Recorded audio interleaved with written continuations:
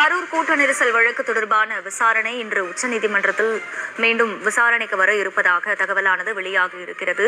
CBI தரப்பில் விசாரணை நிலை குறித்த அறிக்கை தாக்கல் செய்வதற்கான வாய்ப்புகள் இருப்பதாகவும் கூறப்படுகிறது. அண்மை செய்தியாக பார்த்து வருகிறோம். இன்று உச்சநீதிமன்றத்தில் வழக்கின் விசாரணை நிலை அறிக்கையை சிபிஐ தாக்கல் செய்ய வாய்ப்பு இருக்கிறது.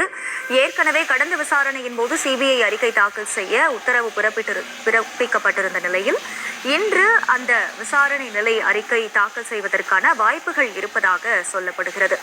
விஜய் உட்பட தாவேகாவினரிடம் விசாரணை நடத்தியிருந்தார்கள் சிபிஐ அதிகாரிகள். தொடர்ந்து கரூரிலும் களத்தில் பல்வேறு நாட்களாக அங்கே சாட்சியங்களிடமும் விசாரணை நடைபெற்றது. தொடர்ந்து விவரங்களோடு இணைகிறார் செய்தியாளர் ஜெர்ரி.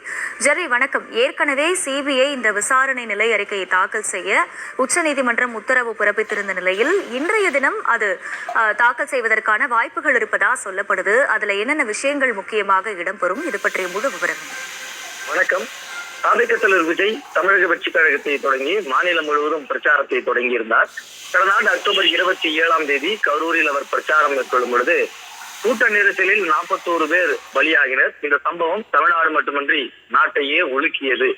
இந்த கரூர் கூட்ட நெரிசல் குறித்து விசாரிக்க எஸ்ஐடி எனும் சிறப்பு விசாரணை குழுவை தமிழக அரசு அறிவித்திருந்தது. அது மட்டுமின்றி ஓய்வு பெற்ற நீதிபதி அருணா ஜெகதீசன் ஆணையத்தையும் உருவாக்கியிருந்தது.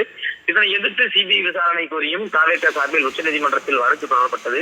இந்த வழக்கை விசாரித்த உச்சநீதிமன்றம் எஸ்ஐடி விசாரணை மற்றும் அருணா ஜெகதீசன் ஆணையத்தை உச்சநீதிமன்றம் ரத்து செய்தது. அது மட்டுமின்றி வழக்கு விசாரணையை சிபிஐ வசம் ஒப்படைத்தது. அது மட்டுமல்லாமல் சிபிஐ விசாரணை மேற்பார்வையிட ஓய்வு பெற்ற நீதிபதி அஜய் ரஸ்தோகி தலைமையிலான குழுவும் அமைக்கப்பட்டது. தற்பொழுது கரூர் கூட்ட நெரிசல் தொடர்பான வழக்கை சிபிஐ விசாரித்து வருகிறது.